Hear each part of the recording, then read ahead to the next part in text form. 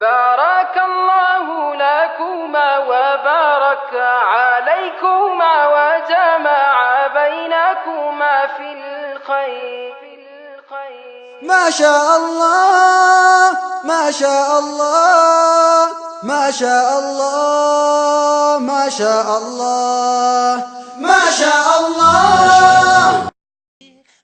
Assalamu alaikum wa rahmatullahi wa barakatuh. May peace, mercy and blessings of Allah subhanahu wa ta'ala be on all of you. Today we are going to have a special session. Assalamu alaikum. ወደዚህ ፕሮግራም እንኳን በሰላም መጣችሁ። ጋብቻን በተመለከተ ወንዶች ከሴቶች ቀጥላችሁ ጥያቄ መጠየቅ ትችላላችሁ። በተለይ ሴቶች የምትጠይቁት ጥያቄ በጋብቻ ህይወታችሁ ውስጥ እንዴት መተግበር ያለባችሁንና ያልገባችሁን ጥያቄ መርጣችሁ ቢሆን ይመረጣል። ለምሳሌ ምን አይነት ባል ማግባት አለብኝ የሚል ጥያቄ ይሆናል። ይህ በራሱ በጣም ጥሩ ጥያቄ ነው።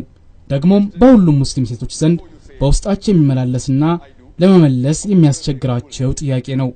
ሴቶች ለጋብቻ የሚመርጡት ተቃራኒ ጾታ የወደፊት ቀጣይ ህይወታቸው አብረው የሚኖሩትን ሰው በመሆኑ በቅድመ ጋብቻ ትልቅ ጥንቃቄ ሊያደርጉ እንደሚገባ ምንም ጥርጥር የለውም። ታዲያ ይህን የመሰለ ታላቅ የህይወት ቁም ነገር የማያወላውል መስጠት የሚገባቸው ቁርአንና ሱናን መሰረት በማድረግ ብቻ መሆን ይኖርበታል። ለምሳሌ ሌላ ጥያቄ ላንሳ። ለመሆኑ በቀን ውስጥ ምን ያህል ጊዜ ሶላት ታደርጋላችሁ ተብሎ ቢጠየቅ ምናልባትም አንዳንዱ እንዴት ስለ ሶላት ጠይቀኛለህ ሊል ይችላል። አሁንም ጥያቄውን በመድገም የለም እርግጠኛ ለመሆን ነው ይህንን የሶላት ጥያቄ ያነሳሁት ተብሎ በድጋሚ ቢጠየቅ በእርግጥ በቀን 5 ወቅት ሶላት ግዴታ መሆኑን አውቃለሁ። ነገር ግን 4 ወቅት ሶላት በሚገባ ፈጽማለሁ። ምናልባትም 1 ወቅት ሶላት በልዩ ልዩ ምክንያቶች ያመልጠኛል የሚል ምላሽ እናገኝ እንችላለን። እዚህ ላይ ልነግራችሁ የምፈልገው ለሚጠየቅ ማንኛውም ጥያቄ ትክክለኛና እውነተኛ ምላሽ ማግኘት እንዳለብን ነው። አንዲት ውብ የሆነች ቆንጆ ሴት ለትዳር የሚስማማትን ወንድ በምትመርጥበት ወቅት ይህችን ሴት ለማግባት አብዛኛው ወንድ የምርጫዋ ትክክለኛና ተፈላጊ ወንድ አድርጎ ነው ራሱን የሚያቀርብላት። ማናቸውንም መስፈርቶች በትክክል እንደሚያሟላ ነው ደረቱን ነፍቶ የሚናገረው። ነገር ግን እስቲ እዚህ ላይ ይህንን ወንድ አንድ ተጨማሪ ጥያቄ እንጠይቀው። የፈጅር ሶላት ስንት ሰዓት ነው የሚደረገው ብላችሁ ጠይቁት። እዚህ ላይ ማስታወስ ያለባችሁ ስለ ዙሁር ሶላት አትጠይቁ። ምክንያቱም የዙሁር ሶላት ሰዓት አመቱን ሙሉ ተመሳሳይ ነው። የፈጅር ሶላት በስንት ሰዓት ነው የሚደረገው ብላችሁ ብትጠይቁት ፈጅር ሶላት እያለ ሰዓቱን ለማስታወስ ጊዜ እንደሚፈጅበት በእርግጠኝነት ልነግራችሁ እችላለሁ። የመግሪብ ሶላትንም ሰዓት መጠየቅ ይቻላል። የምትጠይቁትን ጥያቄ ምላሽ ራሳችሁ ለመስጠት አትሞክሩ፣ ወይንም ለምላሹ የሚሆኑ ፍንጮችን መጠቆም የለባችሁም። ነገር ግን ጥያቄያችሁ ደግሞ የምትጠይቁትን ሰው ለመፈታተን መሆን የለበትም። ጥያቄያችሁም ቢሆን የምትጠይቁት ሰው ሊመልሰው የሚችል መሆን ይገባዋል እንጂ ከአቅሙ በላይ የሆነ ጥያቄ ማቅረብ የለባችሁም። የምትጠይቁትም ጥያቄ እንዲያው ለመጠየቅ ብቻ ብላችሁ የምታቀርቡት ጥያቄ መሆን የለበትም። ምክንያቱም መልስ ሰጪውም እንደናንተው ለመመለስ ብቻ ብሎ ይሆናል ምላሽ የሚሰጣችሁ። የምትጠይቁት ሰው ምናልባትም ስሜታዊ ሊሆን ይችላል። ይህም ማለት አንዳንድ ጥያቄዎቻችሁ ሳታስቡት ስሜቱን ሊነኩትና ሊያስቆጡት ይችሉ ይሆናል። ስለዚህም የምትወያዩትን ጥያቄና የምትጠይቁትን ሰው አንዳንድ ባህሪያት ማወቅ ይገባችኋል። አለበለዚያ ከመግባባት ይልቅ ወደ አለመግባባት ልታመሩ ትችላላችሁ። በጥያቄዎቻችሁ የምታገኙት ምላሽ ለራሳችሁ ለውጥ የሚያመጡ መሆን ይኖርባችኋል። አንዳንድ ጠቅላላ ዕውቀትን የተመለከቱ ትምህርታዊ ጥያቄዎች ማቅረብ ትችላላችሁ። ይህን የመሰሉ ጥያቄዎች ለብዙ ሰዎች ደንታ አይሰጡም። ብዙዎች ሰዎች ለመመለስ ቅር አይሰኙም። በተለይ መጀመሪያ የምትጠይቁት ጥያቄ ላይ ጥንቃቄ ማድረግ አለባችሁ። ለምሳሌ የመጀመሪያው ጥያቄያችሁ ስለ ሶላት አደረጋችሁ እንበል። ተጠያቂው ሰው ደግሞ በሶላት ላይ ትጋት የሌለው ይሆናል። በዚህ ጊዜ ከተጠያቂው ጋር አለመግባባት ተጀመረ ማለት ነው።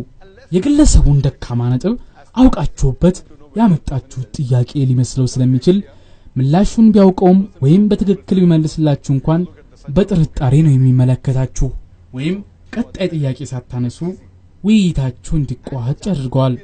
ስለ ተቋም ቢሆን ሰፊ ዕውቀት የሌለውን ግለሰብ መጠየቅ ተፈላጊውን ውጤት አያመጣም። በቋንቋ አለመግባባትም ሌላው በጥያቄና መልስ መሃል ጥሩ ውጤት አያመጣም። በተለይ ጥያቄና ተጠያቂ ተቃራኒ ጾታ ከሆናችሁ ለጥያቄና መልሱ ግንባር ቀደም መስፈርቱ ሁለታችሁም በምትግባቡበት በጋራ ቋንቋ መወያየቱ ነው የሚመረጠው። ለጥያቄና መልስ በተቃራኒ ጾታዎች መሃል ጾታን የተመለከተ ጥያቄ ተገቢ አይሆንም ወይም አይመረጥም። ከዚህ ይልቅ ትምህርታዊ የሆኑ ጥያቄዎች ማንሳት ይቻላል። ትምህርት ነክ ጥያቄዎችና በማህበራዊ ጉዳዮች ዙሪያ የሚነሱ ጥያቄዎች ለውይይቱ መራዘምና መልካም መግባባት ለመፍጠር ጠቀሜታ አላቸው። እንግሊዝኛን በመሰለ ለሁለቱም ሁለተኛ ቋንቋቸው ሆነ ቋንቋ ጥያቄና መልስ ማካሄድ አንዱ የሌላውን የቋንቋ ዕውቀት ደረጃ የሚለካበት መስሎ ሊታይ ይችላል። ስለዚህ በተቻለ መጠን ይህን በመሰለ የቋንቋ ጉዳይ ላይ ልዩ ጥንቃቄ ማድረግ ይበጃል።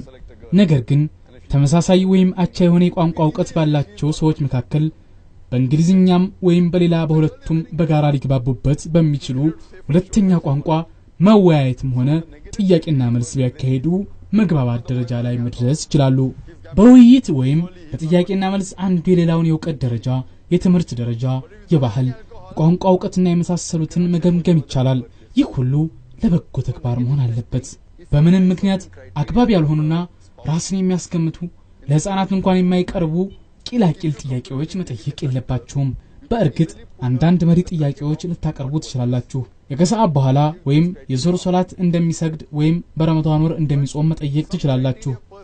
ምክንያቱም ምላሹ አሁን የሚል መሆኑን ያወቃችሁ በልጥ ለመግባባት ወይም ለመቀራረብ የሚያስችል ቀላል ጥያቄ በመሆኑ ነው። እዚህም ላይ ቢሆን ጥንቃቄ ያስፈልጋችኋል። ይኸውም ከረመዳን ጾም በተጨማሪ ሌሎች የምትጾማቸው ጾሞች አሉ ወይም ከአምስት ወቅት ሶላት በተጨማሪ ሱና ሶላቶች ትሰግዳለህ የሚሉ ተፈታታኝ ጥያቄዎች በፍጹም ማቅረብ የለባችሁም። በረመዳን ጾም ከተግባባችሁ የሸዋል ጾም አያጣላችሁም። በአምስት ወቅት ሶላት ከተግባባችሁ ሌላው አያጣላችሁም። ዋናው አምስቱን የኢስላም ዋነኛ የእምነት መሰረቶች ላይ ብቻ ነው ማተኮር ያለባችሁ። እዚህ ውስጥ ሶላት አለ፣ ጾም አለ፣ ዘካ አለ፣ አቅም ካለው ሐጅ ማድረግ አለ። ዋነኛ መሰረታዊ ጉዳዮች ላይ ብቻ ነው ማተኮር ያለባችሁ።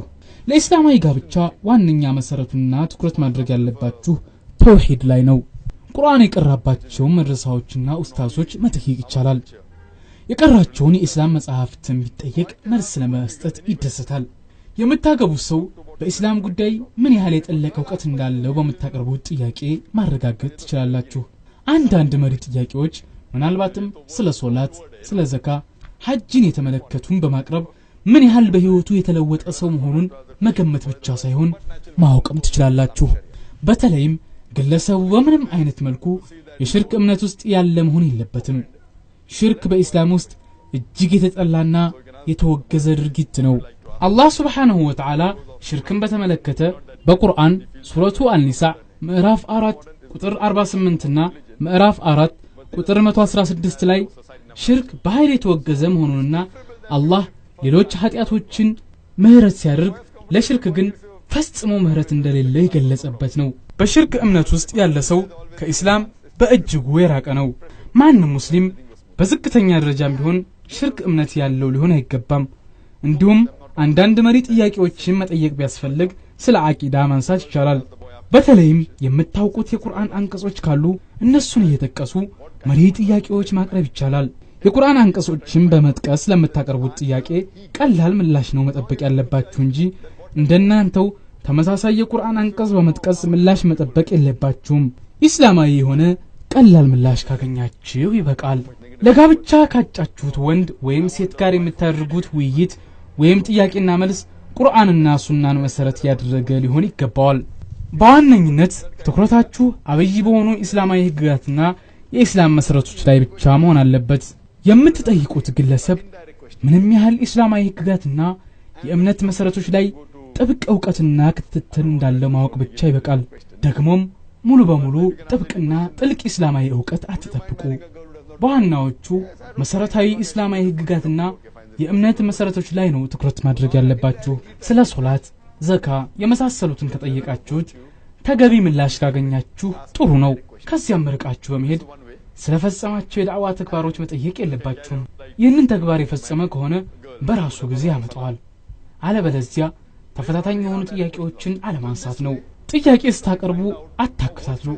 ወይም አትደርድሩ ላይ በላይ አታነባብሩ በእርጋታና ለጠየቃችሁ ጥያቄ ተገቢው ምላሽ ያገኛችሁ ሲመስላችሁ ቀጣዩን ጥያቄ ተረጋግታችሁ ቀጥሉ የወደፊት የትዳር ጓደኛችሁ እንዲሆን ያመናችሁበትን ሰው በእርግጥ ስለ አልኮል መጠጦች ሲጋራ አደንዛዥ እጽ ሱሰኝነቱ መጠየቅ ትችላላችሁ ይህ ጉዳይ በቀጣይ አብሮነት ህይወታችሁ ውስጥ ትልቅ ችግር የሚፈጥር ነውና አስቀድሞ ማወቅ አለባችሁ ምናልባትም ሲጋራ ከማጨስ በቀር ሌሎች ሱሶች የለብኝም ብሎ በግልጽ ሊነግራችሁ ይችላል ይህንን አስቀድማችሁ ማወቃችሁ በቀጣይ ከዚህ ከሲጋራ ሱስ እንዴት ሊላቀቅ እንደሚችል እንድታስቡበት ያደርጋችኋል እንዴት እንደምትረዱትም እንድትዘጋጁበት ሊያደርጋችሁ ይችላል ከአምስት ወቅት ሶላቶች አንዳንዴ የፈጅር ሶላት ያመልጠኛል የሚል ምላሽ ተሰጥቷችሁ ይሆናል እንግዲህ ይህን ለመሰለው ጉዳይ በትዳር ህይወታችሁ ሊስተካከል እንደሚችል አምናችሁ ልትቀበሉት ትችላላችሁ የፈጅር ሶላት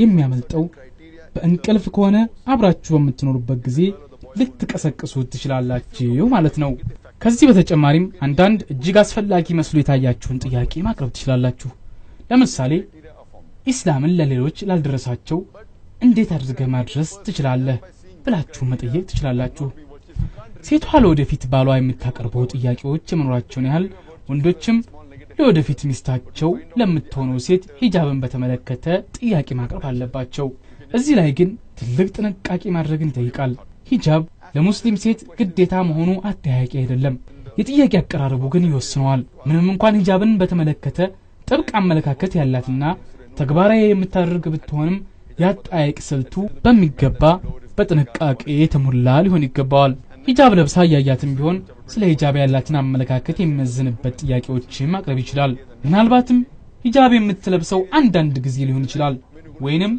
ጭንቅላቷን አለበለዚያ ፊቷ ሙሉ በሙሉ የመሸፈን ልምድ የሌላት ልትሆንም ትችላለች ስለዚህ በዚህ ረገድ ስሜቷን የሚነካ የሂጃብ ጥያቄ ከማቅረብ መቆጠብ ያስፈልጋል ፊቷን መሸፈን ሱና ቢሆንም ጭንቅላቷን መከናነብ ግን ሱና ከመሆኑ አንፃር ከመቶ ግማሽ ያህል ትእዛዛቱን ማክበሯን ግምት ውስጥ ማስገባት ይኖርበታል እንዲሁም የወደፊት ህይወትን በተመለከተ ጥያቄ ማቅረብ ይቻላል ለምሳሌ ልጅቱ ወደፊት ምን ማድረግ እንደምትፈልግ መጠየቅን ያካትታል ልጅቷ ወደፊት ዳዕዋ ማድረግ ትፈልግ ይሆናል እዚህ ላይ ጥያቄን ተከትሎ ሌላ ጥያቄ ልጅቷ ልታነሳ ትችላለች ወደፊት ትዳር ከያዝኩ በኋላ ዳዕዋ ማድረግ ፈልጋለሁ እናም ዳዕዋ እንዳደርግ ትፈቅድልኛለህ የሚል ጥያቄ ልታስከትል ትችላለች የምታገባት ሴት በኋላ ከምትኖርበት መንደር ርቃ ሌላ መንደር ዳዕዋ ለማድረግ ለመሄድ ትፈልጋለች እና አንተ ትፈቅድላታለህ ጥያቄው ተከታታይነት ሊኖረው ይችላል ከአካባቢዋ ራቅ ብላ ለተወሰኑ ቀናቶች ልትቆይ ትችላለች እናም ፈታኝ ጥያቄዎች ልታመጣበት ትችላለች የዳዕዋ ተግባሮች ደግሞ ከዝቅተኛ ወደ ከፍተኛ ሊሸጋገሩ ይችላሉ እንግዲህ የሚቀርቡልህ ጥያቄዎች ኢስላማዊ የአገልግሎት ተግባሮች ቢሆንም ከትዳር ህይወትህ አንፃር እንዴት ነው የምትቀበለው እንዲሁም ሌሎች አንተ ወደፊት ልታደርጋቸው ትፈልጋቸው ተግባሮችም ልትጠይቅ ትችላለች ወይንም ሂጃብ መልበስ ፈጽሞ የማትፈልግ ሴትም ልታጋጥም ትችላለች እናም ተስማማለህ የምታገባት ሚስት ኢስላማዊ ህግጋትን የምታከብር የኢስላምን መሰረታዊ የእምነት ህግና ደንቦች የምትተገብር መሆን እንዳለባት ሙሉ በሙሉ ታምንበታለህ ታዲያስ ወደፊት ሚስት ልትሆን ፊት የቀረበችልህ ሴት ሂጃብን የመሰለ ኢስላማዊ ተግባር አልፈጽምም ብላ በድፍረት እየነገረች ነው እንዴት አድርገህ ነው ለሚስትነት የምትቀበላት ወይስ አሳምናታለሁ ብለህ በደፈናው ትተዋለህ ከዚህ ሌላ ስለተሰማራህበት ሙያ ትጠየቃለህ እንዲሁም ከዕለት ተዕለት የሙያ ተግባርህ በተጨማሪ ለአላህ ሱብሓነሁ ወተዓላ ምን ያህሉን ጊዜህን ታውለዋለህ የሚል ተጨማሪ ጥያቄ ከወደፊቷ ሚስትህ ሊቀርብልህ ይችል ይሆናል ለዚህ ተገቢውንና እውነተኛው ምላሽ ለመስጠት ምን ያህል አስቀድመህ በተግባር በመዋል ተዘጋጅተህበታል በእርግጥ ከአጠቃላይ ሙስሊም አማካኝ ያህሉ በቀን ውስጥ 5 ወቅት ሶላት ይሰግዳል ረመዳን ወርን ይጾማል ዘካ ያወጣል ምናልባትም የሐጅ ግዴታውን ይፈጽማል ይህ እጅግ በጣም ጥሩ የሆነ ኢስላማዊ ተግባር ነው ከዚህ በተጨማሪ ሌሎች ኢስላማዊ ተግባሮችስ በዳዕዋ ተግባር መሰማራትን ኢስላማዊ መልእክቶች ላልደረሳቸው ለአቅራቢያው ሰዎች ማስተላለፍን የመሳሰሉ ኢስላማዊ ተግባሮችን መፈጸምስ እንግዲህ የወደፊት ሚስት ልትሆን ወይም ባልሽ ሊሆን ከቀረብሽው ሰው ጋር ለመወያየት ወይም ጥያቄ ለማቅረብ ስትገናኝ አስቀድማችሁ መሰረታዊና አብይ ናቸው የምትሏቸውን እስላማዊ ጥያቄዎች በቅደም ተከተል ማዘጋጀት ይኖርባችኋል።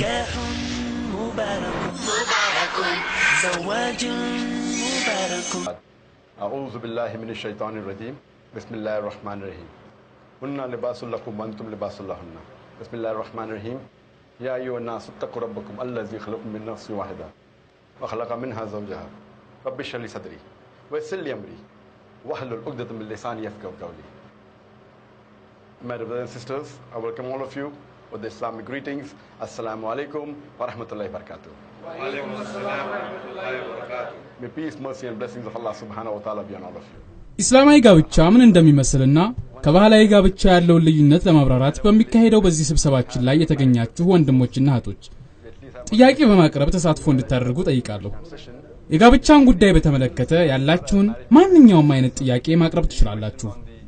ኢንሻአላህ በጋብቻ ዙሪያ በውስጣችሁ የሚመላለስ ጥያቄ ከጋብቻ በፊት በጋብቻ ወቅትና ከጋብቻም በኋላ ሊሆን ይችላል ያላችሁን ጥያቄ ታቀርባላችሁ። በተለይም በዚህ በዛሬው የጥያቄና መልስ ፕሮግራም ለሴቶቻችን በርከት ያለ ጥያቄ ማቅረብ እድሉ ይሰጣችኋል። ወንዶችም እንዲሁ ጥያቄያችሁን ታቀርባላችሁ። Assalamu alaikum. Wa alaikum assalam wa rahmatullahi wa barakatuh. If a girl is the only daughter of her parents Assalamu alaikum. and ለወላጆቿ አንዲትና ብቸኛ የሆነች ሴት ልጅ ድሆች ወላጆቿን ለመርዳት ስትል ባል ሳታገባ ወላጆቿን እየረዳች ከወላጆቿ ጋር መኖሯ በእስላም ተቀባይነት አለው? So she has a question that if a girl is the only daughter of the parents and she decides that ጥያቄውን ጠቅለል አድርገን ስናቀርበው አንዲት ለወላጆቿ ብቸኛ የሆነች ልጃገረድ ባል ከማግባት ይልቅ ወላጆቿን እየረዳችና እየደገፈች መኖሯ በእስላም ተቀባይነት አለው ወይ የሚል ነው። ይህን ጥያቄ በተመለከተ ማለትም ኒካህን በተመለከተ የመጀመሪያው ነጥብ ምንድነው? እዚህ ላይ በርካታ የእስላም ምሁራን ኒካህ ሱና መሆኑን ያስረዳሉ። እኔም በሆን ከነዚህ የእስላም ምሁራን ጋር እስማማለሁ። ነብያችን ሰለላሁ ዐለይሂ ወሰለም ይህንን አስመልክተው ሲናገሩ እስላማዊ ጋብቻ የፈጸመ ሙስሊም የዲኑን ግማሽ የፈጸመ ያህል ነው ብለዋል። ይህም ማለት ኒካህ መፈጸም ማለት የዲኑን ግማሽ እንደመፈጸም ይቆጠራል ማለት ነው። ነብያችን ሰለላሁ ዐለይሂ ወሰለም ለበርካታ ጊዜያት እናንተ ወጣቶች ሆይ ጋብቻ ፈጽሙ እያሉ አስተምረውናል። እኔም በሆን ከእስላም ምሁራን ጋር የሚስማማበት ዋነኛው ነጥብ ኒካህ ፈርድ መሆኑን ስለምቀበል ነው። በዚህ መሰረት ስንሄድ ኒካህ ፈርድ መሆኑ ፈጽሞ አጠያያቂ አይደለም ማለት ነው። ይህ ፈርድ የሆነው ኒካህ ላለመፈጸም ሰበብ የተደረገው ወላጆችን የመርዳትና ከኒካህ ጋብቻ ይልቅ እነሱን እየጦሩ መኖር ሐራም ነው። የእስላምን ህግጋት በተመለከተ አለማግባት በምንም መልኩ ትክክል አይደለም። በሁለተኛ ደረጃ የሚነሳው ጉዳይ ልጅቷ ወላጆቿን የመጦር ኃላፊነት እንዳለባት መገንዘቧን እኔም እስማማበታለሁ። ይህን ኃላፊነቷን የምትወጣው ግን ባል ሳታገባ አይደለም። ምክንያቱም ይህች ልጅ ባል ካገባች እኮ ከባሏ በምታገኘው ተጨማሪ እርዳታ ወላጆቿን ብቻዋን ልትረዳቸው ከምትችለው በተሻለ መልኩ ከባሏ ጋር ተጋግዛ ልትረዳቸው ትችላለችና ነው። ይህች ልጅ እኮ ባል ስታገባ ወላጆቿን የመጦር ኃላፊነቷን ለመወጣት ባሏን ቃል ልታስገባውም ትችላለች። ወላጆቿን የመጦር ውል ከባሏ ጋር ተዋዋላለች ማለት ነው። እንዲያውም ጋብቻውን ለመፈጸም የምታገኘው ወንድ የወደፊት ባሏን እንዲህ ልትለው ትችላለች፣ ወላጆቼን የመጦር መብቴን የሚቀበልና ይህንንም ለመፈጸም ተባባሪዬ እንዲሆን ፈልጋለሁ፣ የማገባውን ሰው የሚመርጥበት የመጀመሪያው መመዘኛዬ ይህ ነው በማለት ከጋብቻው በፊት ማቅረብ ትችላለች። በዚህ የቅድመ ጋብቻው መሰረት ወላጆቿን የመጦር መብቷን አረጋግጣ ጋብቻውን ልትፈጽም ትችላለች። ከጋብቻ በኋላ በሚኖረው የትዳር ህይወቷ ባሏ የገባውን ለመፈጸም ስለሚተጋ ወላጆቿን ለመጦር የሚያስፈልጋትን የገንዘብ ወጪ ስለሚሰጣት ከራሷ ገቢ ላይ ብቻ ከምታወጣው የገንዘብ ወጪ ተጨማሪ ይሆንላታል። ይህ በራሱ የኢኮኖሚና የገንዘብ ድጋፍ አቅሟን ከፍ ያደርግላታል። በዚህ መልኩ ለወላጆቿ የምትሰጠው ድጋፍና እርዳታ የተሻለ ይሆናል። ከዚህ እንደምንገነዘበው ባል ያገባች ሴት በባሏ ድጋፍ ወላጆቿን በተሻለ ሁኔታ መንከባከብና በሚገባ መጦር እንደምትችል ነው። አሁን ተረኛ ጠያቂ ወንዶች ይሆናሉ። السلام عليكم. وعليكم السلام. የመጽሐፍ ሰዎች አህለል ኪታብ ከሆኑት ጋር ስለመጋባት እስላማዊ ህግ ምን ይላል? There's a question that what is the ruling as far as ከጥያቄው እንደምንረዳው ኢስላም ከመጽሐፍ ሰዎች አህለል ኪታብ ከሚባሉት አይሁድና ክርስቲያን ናቸው። ከነሱ ጋር ስለመጋባት ምን ያስተምራል ነው። ይህም በተመለከተ ቅዱስ ቁርአን ሱረቱል አልማኢዳ ምዕራፍ 5 ቁጥር 3 እንዲህ ይላል ከአህለል ኪታብ የመጽሐፍ ሰዎች የሆኑትን ሴቶች ማግባት ትችላላችሁ ይላል። ከዚህ የቅዱስ ቁርአን ጥቅስ እንደምንረዳው የክርስቲያንና የይሁድ ሃይማኖት ተከታይ የሆኑ ሴቶችን ማግባት እንደሚቻል ነው። ይህ ስለተባለ ሙስሊም ማንኛውንም ያፈቀራትን ሴት ሁሉ ማግባት ይችላል ማለት አይደለም። ቅዱስ ቁርአን ሱረቱል አልበቀራ ምዕራፍ 2 ቁጥር 221 ላይ እንዲህ በማለት ያስጠነቅቀናል። የሚያምን ወንድ ምንም ቢሆን ሙሽሪክና ጣዖት አምላኪ የሆነች ሴት ፈጽሞ ማግባት አይፈቀድለትም እስካላመነችም ድረስ። ያመነ ወንድ ፈጽሞ አያገባትም። ያመነች ሴት ምንም እንኳን በእድሜ የገፋች ብትሆንም ወይም መልኳ የማይስብና ፉንጋ እንኳን ብትሆን ከዚያች ካላመነችው ሴት ይልቅ ለጋብቻ ትፈቀዳለች። ያቺ ያላመነች ሴት ግን የፈለገውን ያህል ሀብታም ትሁን፣ ምንም ያህል ከሁሉም የምትበልጥ ቆንጆ ትሁን፣ ያመነ ወንድ ሊያገባት አይፈቀድለትም። ከዚያችኛዋ ከሀብታምና ቆንጆዋ ይልቅ ድሃዋ በእድሜ የገፋችው በመልክም ቢሆን አስቀያሚዋ ያመነች ሴት ለጋብቻ ትፈቀዳለች። ከዚሁ ጋር በተያያዘም በአላህ አንድነት የምታመን ሙስሊም ሴት ሙሽሪክ ወንድ ማግባት ፈጽሞ አይፈቀድላትም። ሙሽሪክ የሆነው ወንድ ምንም ያህል መልኩ ያማረ ቢሆን፣ የቱን ያህል ሀብታም ቢሆን ወይም ዝነኛ ቢሆን ከሱ ይልቅ ድሃ አስቀያሚና ታዋቂ ባይሆንም ያመነ ወንድ ነው ማግባት የሚፈቀድላት።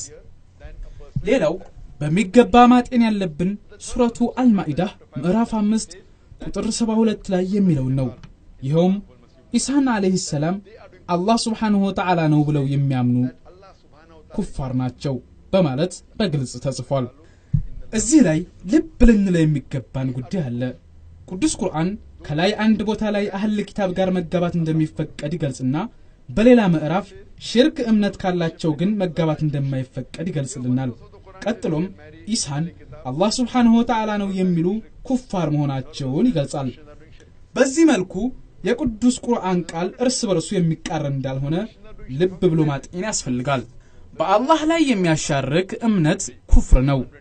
ቅዱስ ቁርአን ከላይ እንደገለጸው በአንድ ስፍራ ላይ ከአህለል ኪታብ አማኞች ጋር መጋባት እንደሚቻል ይገልጽና በሌላ አንቀጽ ከሚያሻርኩ ጋር መጋባት እንደማይቻል ደግሞም በሌላ አንቀጽ ኢሳን አላህ ነው የሚል ክርስቲያኖች ሽርክ መሆኑን ይገልጻል። በዚህ መልኩ ግልጽ ባለ ሽርክ እምነት ካለው ሰው ጋር ሙስሊም ጋብቻ መፈጸም እንደሌለበት ነው የሚያስረዳን። በቅዱስ ቁርአን አልኢምራን ምዕራፍ 3 ቁጥር 110 ላይ ኩንቱም ኸይረ ኡመቲን ኡኽሪጀት ሊናስ ተእምሩነ ቢልማዕሩፍ ወተንሀውነ ዐኒል ሙንከር ወቱእሚኑነ ቢላህ ከሰው ዘር ሁሉ ከሁሉም የሚበልጡት በአንድ አላህ ያመናችሁ እናንተ ናችሁ። ደግሞም ከመጽሐፍ ሰዎች አህለል ኪታብ ጥቂት ሙእሚኖች አሉ፣ አብዛኞቹ ግን አልፋሲቁን ናቸው። እነርሱም በአላህ የማያምኑና የአላህን ትእዛዛት የማይቀበሉ ናቸው። እዚህ ላይ ቅዱስ ቁርአን የሚነግረን ከነዚህ ከአህለል ኪታቦች ውስጥ ጥቂት ሙእሚኖች እንደሚገኙ ነው። አብዛኞቹ ግን አማኞች አይደሉም። ቁርአናችን የሚነግረን ከአይሁድና ክርስቲያኖች መሃል ጥቂት አማኞች መኖራቸውን ነው። እዚህ ላይ ልብ አላችሁ? ከመጽሐፍ ሰዎች አህለል ኪታብ ጋር መጋባት ይፈቀዳል ሲል ከነዚህ አህለል ኪታብ ሰዎች መሃል ሙእሚን ከሆኑት ጥቂቶቹ ጋር ብቻ መሆኑን መገንዘብ ይኖርብናል። አለበለዚያ ግን በደፈናው አህለል ኪታብ ከሆኑት ሁሉም ጋር መጋባት ይቻላል ማለት እንዳልሆነ ልብ ልንል ይገባል። ጥቂት ደግሞም ኢሳን አላህ ነው ብለው የማያምኑ ክርስቲያኖች አሉ። ነገር ግን ኢሳን አላህ ነው ብላ የምታምን ሴትን ሙእሚን ሊያገባት አይፈቀድለትም። አብዛኞቹ የኢስላም ምሁራን አህለል ኪታብ ከሆኑት ጋር መጋባት ይፈቀዳል የሚል አመለካከት ያራምዳሉ። እኔ ግን አልስማማም። እኔ የምስማማው ቅዱስ ቁርአን በግልጽና በቀጥታ ከሚያስተምረው ጋር ብቻ ነው። ማግባት የሚፈቀደው ኢሳን አላህ ነው ብለው ከማያምኑ ክርስቲያኖች ጋር ብቻ ነው የሚል አቋም ነው ያለኝ። የአይሁድም ሆነ የክርስትና እምነት ተከታዮች ሆኑ ኢሳን አላህ ነው ብለው ከማያምኑ ጋር ሙእሚን መጋባት ይፈቀድለታል ብያምናለሁ። Assalamu alaikum. Wa alaikum assalam wa rahmatullahi wa barakatuh. In Bombay, አሰላሙ አለይኩም ቦምቤ ውስጥ የህዝቡ የኑሮ ሁኔታ በኢኮኖሚ ዝቅተኛ በመሆኑ በአነስተኛና ጠባብ ቤት ውስጥ ቤተሰቦች ተፋፍገው ይኖራሉ ወላጆችና ልጆች በአንድ መኖሪያ ቤት ውስጥ የሚኖሩበትን የኑሮ ስርዓት እንዴት ይመለከቱታል እዚህ ላይ ሁለት ጥያቄዎች ነው የሚነሱት አንደኛው የመኖሪያ ቤት አነስተኛና ጠባብ መሆንና የቤተሰብ በአንድነት ተፋፍጎ መኖር ናቸው ውድህቴ አንድ ቤተሰብ በአንድ ላይ እፍክፍክ ብሎ መኖርን እስላም አያበረታታም በእርግጥ ነገሩ حرام አይደለም ሆኖም አይበረታታም ለማለት ነው እዚህ ላይ ለማብራራት የሚፈልገው ይህን በመሰለ ቤተሰብ ውስጥ እናትና አባት አሉ ወንድምና እህቶችም ይገኛሉ ልጆች ያደጉ ሲመጡ ጋብቻ ይፈጽማሉ ከዚህም የተነሳ ወንዶች ልጆች ሚስቶቻቸውን ይዘው ሊመጡ ነው ሴቶችም እንዲሁ ሴቶች ከእህታቸው ባል አማቻቸው ጋር የሚኖራቸው ግንኙነት ወንዶች ከወንድሞቻቸው ሚስቶች ጋር ሊኖራቸው የሚገባ ዝምድናና ግንኙነት በእስላም ትልቅ ጥንቃቄ እንደሚገባው ሸሪዓችን ያስተምረናል በአንድ ቤተሰብ ውስጥ ሁለት ወንድማማቾች አግብተው ሚስቶቻቸውን ቤተሰብ ውስጥ ይዘው የሚመጡ ከሆነ አስቸጋሪ ሁኔታ ይፈጠራል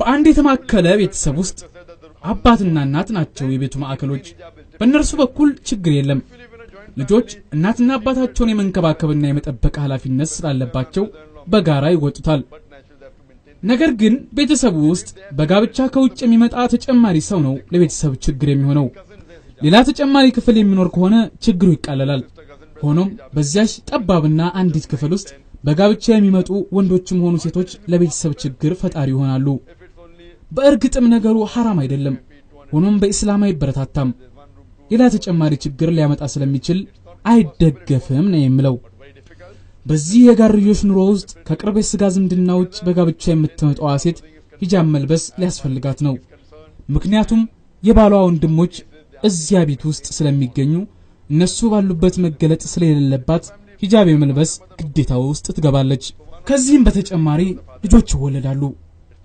የሚወለዱት ልጆች ያጎትና ያክስት ልጆች ናቸው ከፍ ያሉ ሲሄዱ ሴቶቹ በወንዶች ያጎትና ያክስት ልጆቻቸው ፊት መጋለጥ ስለሌለባቸው ሂጃብ የመልበስ ግዴታ አለባቸው ሴቶች 9ና 10 ዓመት እድሜ ሲሞላቸው ሂጃብ መልበስ ይኖርባቸዋል ይህን የመሰለ የኑሮ ሁኔታ ውስጥ መኖር አይቻልም አይባልም ነገር ግን በእለት ተእለት ህይወት ውስጥ አስቸጋሪ ሁኔታዎች ይፈጠራሉ ነው የሚለው የተወሰነ ስፋት ባላት ቤት ውስጥ አንድ ቤተሰብ ተፋፍጎ መኖር ቢችልም ኑሯቸው በችግር የተሞላ ነው የሚሆነው በስጋ ዘመዳሞች ውስጥ የሂጃብ የመልበስ ግዴታ ሁሉ ነው ሊመጣ የሚችለው ስለዚህ ቢቻል የራስ ቤተሰብ ሲመሰረት ከዋናው ቤተሰብ ተነጥሎ የግል መኖሪያ ቢኖር ይመረጣል እናም ጠባብ ክፍል ውስጥ ተፋፍጎ መኖር ክልክል ባይሆንም ብዙ የኑሮ ችግር ያስከትላል ይህን መሰል ኑሮ ካለ ግን የሂጃብ ግዴታ የማይቀር መሆኑን ማወቅ ይገባናል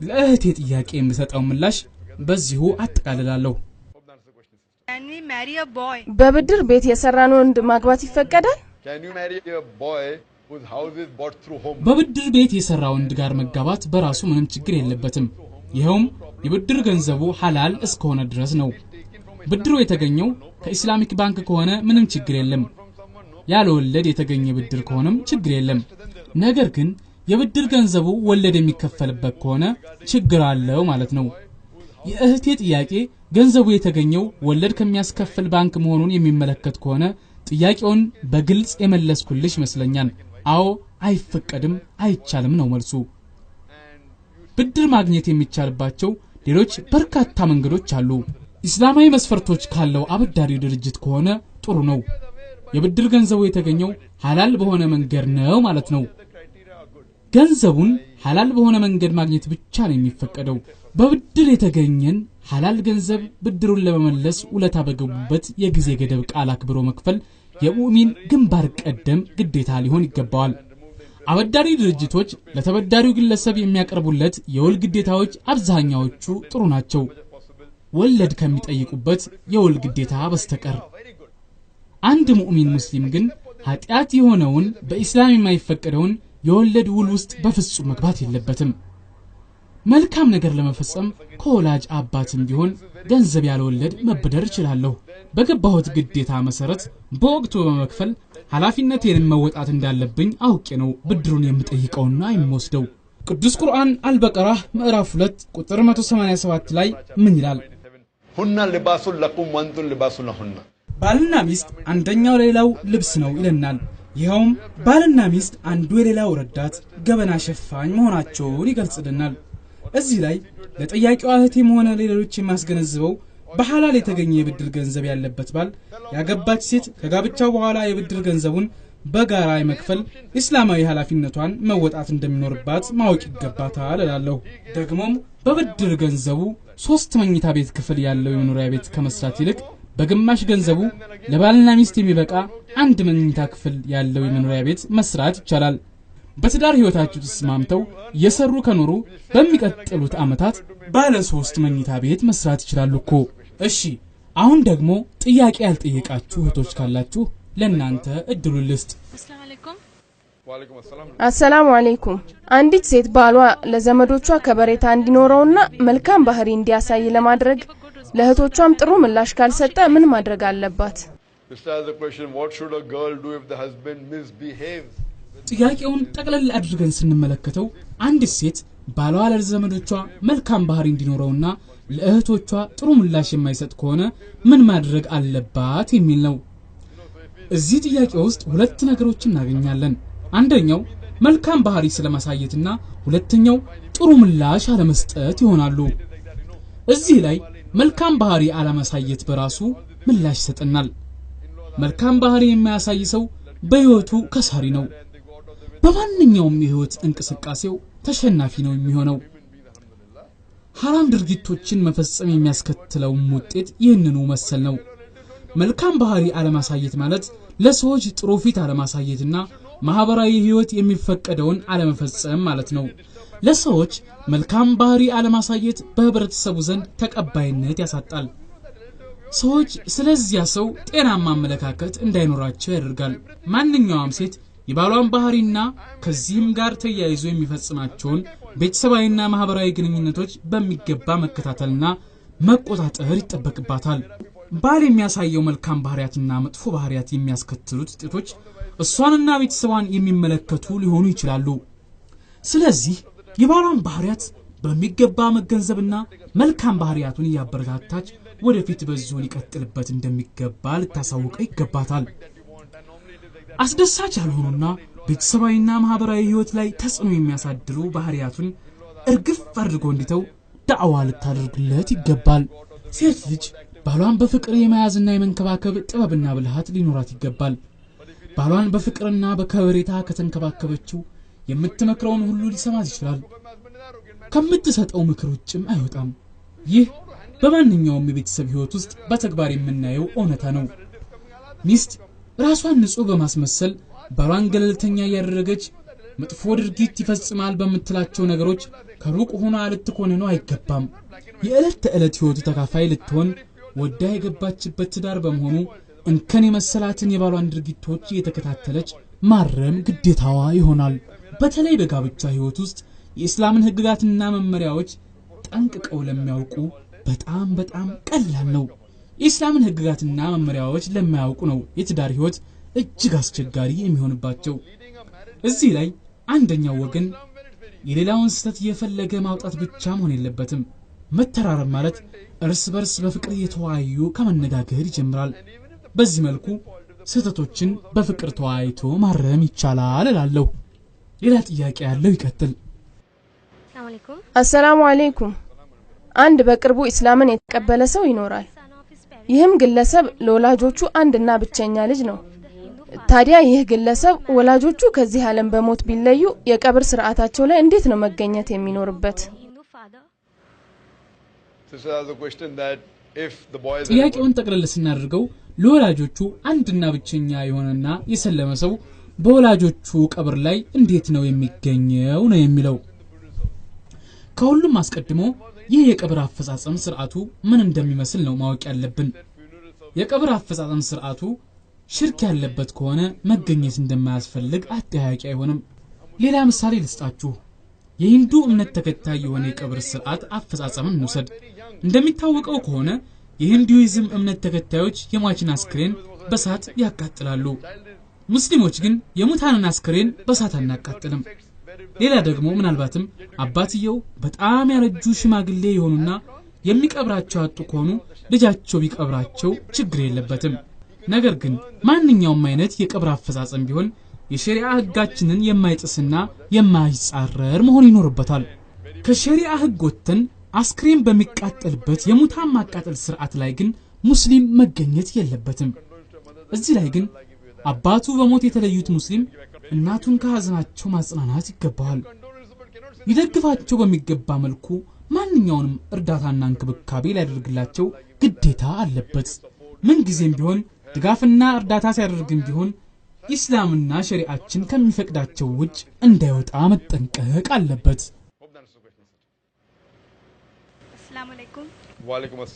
አሰላሙ አለይኩም። በዘመዳሞች መሐከል ጋብቻ መፈጸም በእስላም ይፈቀዳል? ጥያቄው በአጭሩ ኢስላም በዘመዳሞች መካከል ጋብቻ መፈጸምን ይፈቅዳል ወይ የሚል ነው። የኒህት ኢስላም ይህንን በሚገባ ይፈቅዳል። ነብያችን ሰለላሁ ዐለይሂ ወሰለም በሐዲስ ውስጥ ይህንን የጋብቻ ሁኔታ መፈቀድን ገልጸውታል።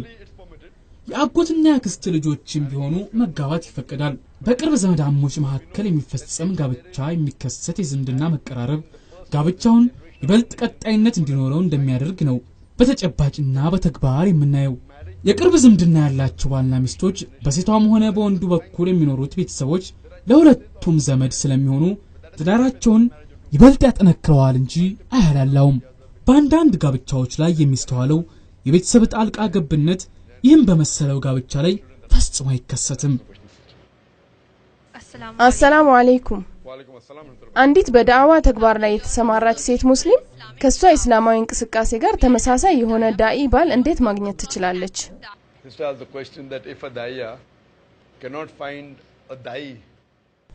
ጥያቄውን ጠቅለል ባለ መልኩ ስናየው ዳኢ ሴት ዳኢ ባል ማግኘት ትችላለች ወይ የሚል ነው። ጥሩ ጥያቄ ነው። በአማካይ የሚሆኑ ሙስሊም ዳኢዎች አቻቸውን የማግኘት ፍላጎት እንዳላቸው ነው የሚገባኝ። ዳኢ ባል ወይም ዳኢ ሚስት በራሱ በትዳር ህይወቱም ሆነ በእስላማዊ ህይወቱ ላይ የሚያመጣው ለውጥ ላይኖር ይችላል። በእርግጥ ዳኢ ማግባት ሊመረጥ ይችላል። ምክንያቱም ዳኢው እስላማዊ ህይወቱ ለሌሎችም አርአያ የሚሆንበት መልክ ስላለው ለትዳሩና ለባለቤቱ መልካም መሆኑ የማይቀር ነው። ጋብቻ ግን የራሱ አካሄድ አለው። ለጋብቻ መዘጋጀት ከሚጀምርባቸው ጊዜያት አንስቶ የምናልፍባቸው የጊዜ ሂደት ማጤን ያስፈልጋል። ዳኢ የሆነ ሙስሊም እስላማዊ ተግባር እንቅስቃሴ በሚያደርግባቸው ጊዜያት የሚያሳልፈውን ዘመን መታሰብ አለበት። ተመሳሳይ ዳኢ አገኛለሁ ተብሎ እድሜ እስኪያልፍና እርጅና እስኪመጣ መጠበቅም ተገቢ አይደለም። አንዲት ሙእሚን ሴት ለጋብቻ እድሜዋ እንደደረሰ በህይወት አጋጣሚ የመጣላትን ትዳር የመቀበልና ካቻዋ ጋር ጋብቻ በመፈጸም በቀጣይ ህይወቷን ደስተኛ ሆና መኖር ይገባታል። አለበለዚያ ግን የምፈልገው ባል ይህኛውን አይነት አይደለም እያለች አላስፈላጊ ምርጫ ውስጥ በመግባት ለጋብቻ የደረሰችበትን የወጣትነት እድሜዋን በከንቱ ማሳለፍ አይኖርባትም። ለጋብቻ ከሚጠይቋት መሃል ከእምነቷና ከቀጣይ ህይወቷ አንጻር የተሻለ ነው የምትለውን መርጣ ጋብቻ መፈጸም አለባት። በተለይም ከራሷ አቋም ጋር የማይመጣጠን አላስፈላጊ ምርጫ ውስጥ መግባት የለባትም። የማገባው ሰው ዶክተር መሆን አለበት፣ በትምህርቱ ይህን የመሰለ የኢኮኖሚ አቅሙ ከፍተኛ የሆነ እያለች ልታገኝ የማትችለውን የምርጫ መስፈርቶች በማብዛት የቀረበላትን የጋብቻ እድል ማሳለፍ አይኖርባትም። ማንኛውም ሙስሊም ሴት ለጋብቻ ከሚቀርቡላት አማራጮች ውስጥ ግንባር ቀደም መስፈርት ማድረግ ያለባት የምታገባው ባል ሙስሊም መሆን ይኖርበታል። ይህ ነው ከጋብቻ መስፈርቶች ሁሉ በመጀመሪያ ደረጃ ላይ መቀመጥ የሚገባው። ሙስሊም የሆነ ባል ደግሞ አንዲት በዳዕዋ ተግባር ላይ የተሰማራች ሙስሊም ሴት ካገባ የዳዕዋ ተግባሯ እንድትቀጥል እንጂ ከዳዕዋ ተግባሯ አያደናቅፋትም። የዳዕዋ ስራዋ የተቀደሰ እስላማዊ ተግባር መሆኑን ስለሚገነዘብ ከጎኗ መቆሙ ራሱንም ያስደስተዋል። በእርግጥ ባልየው ራሱ የዳዕዋ ተልእኮ ያልተሰጠው ሊሆን ይችላል። ይሁን እንጂ የሚስቱ ዳዒነት እስላማዊ አገልግሎት መሆኑን ስለሚገነዘብ ይደግፋታል። በማህበራዊ ህይወትም ረገድ ዳዒ ሴት በአካባቢዋ ሙስሊም ሴቶች ዘንድ የሚኖራት ተቀባይነት ባልን ከልብ ያስደስተዋል። ግንኙነቷ ከሴት ሙስሊሞች ጋር ብቻ ስለሚሆን በትዳራቸው ውስጥ ምንም እንከን ሊፈጠር አይችልም። ሙስሊም የሆነ ሰው መቼምና ምን ጊዜም ቢሆን ዳዕዋን አይቃወምም። ሙስሊም ወንድ እስላማዊ ተግባር በመፈጸም የምትተጋ ሚስት ማግባት ከሁሉም ነገር በላይ ያስደስተዋል። በዚህ መልኩ ዳዒ ሚስት ያገኘ ባል እድለኛ ነው ማለት ነው። አንዳንድ ሰዎችን በተመለከተ ብዙ ሊናገሩ ይችላሉ። ሆኖም ግን ትኩረት ማድረግ የሚገባን እስላማዊ ይዘቱ ላይ ነው። በትዳር ህይወት ውስጥ የምርጫ መስፈርት የምናደርጋቸው በርካታ መዘርዝሮች ሊኖሩ ይችላሉ። ነገር ግን ግንባር ቀደም መሆን ያለበት እስላማዊ ጉዳዮች ላይ ብቻ ትኩረት ማድረግና ይህንንም የጋብቻ ምርጫ መስፈርት የሚያሟላ ባል ሲገኝ ወዲያውኑ መወሰን ይገባል። ስለዚህ በዚህ ጥያቄ ላይ ዋነኛ ትኩረት መደረግ ያለበት ለዳዒ ሴት ዳዒ ባል ማግኘት ሳይሆን አብይ ጉዳዩ ከእስላማዊ መስፈርት ሳትወጣ ሙእሚን ባል ማግኘት ነው።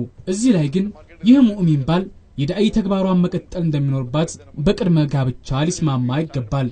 መቼም ማንም ሙስሊም የዳዕዋ ተግባርን ስለማይቃወም በቅድሚያ ጋብቻ ዕውቅና ስለሰጠና ስለተስማማበት በቀጣይ የትዳር ህይወታቸው የዳዕዋ ተግባሯ አጋዥ ሊሆናት እንደሚችል ምንም ጥርጥር የለውም።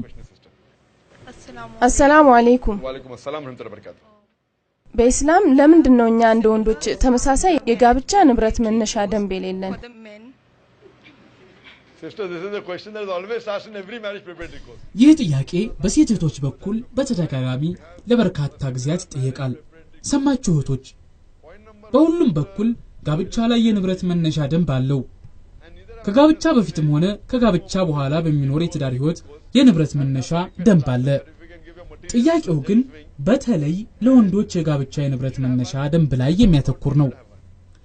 በመጀመሪያ ደረጃ ብታምኑኝ እህቶች፣ እኔ በዚህ ረገድ በጣም ስራ ይበዛብኛል እንጂ የጋብቻና የንብረት ጉዳይን በተመለከተ ጥናት ቢደረግ በወንዶች በኩል በጋብቻ ወቅት ለንብረት መነሻ ጥሩ አቅርቦት ያላቸው በርካታ ወንዶች ሊገኙ እንደሚችሉ እርግጠኛ ነኝ። እዚህ ካለነው ወንዶችና ሴቶች መካከል እንኳን ይህንን በተመለከተ ጥያቄ ቢቀርብ ጥሩ ምላሽ እንደሚገኝ አልጠራጠርም።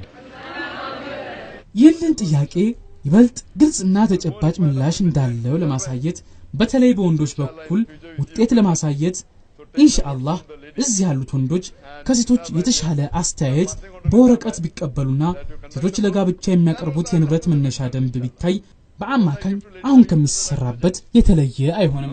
ደግሞ ሌላ የሙከራ ጥናት ቢጤ ላቅርብላችሁ። አንድ ያለገባ ወንድ አለ እንበል። ምሳሌውን ይበልጥ እንዲያበራራልን ኢንሻአላህ ሁለት ያላገቡ ወንዶች እናድርጋቸው። ለሁለቱም የህይወት መስዋዕትነት የሚጠይቅ የሙጃሂድ ጥያቄ ቢቀርብላቸው ሁለቱም ያገቡ መሆናቸውን ነው የሚገልጹት። ይህ በራሱ ራስ ወዳድነትን የሚያሳይ ነው።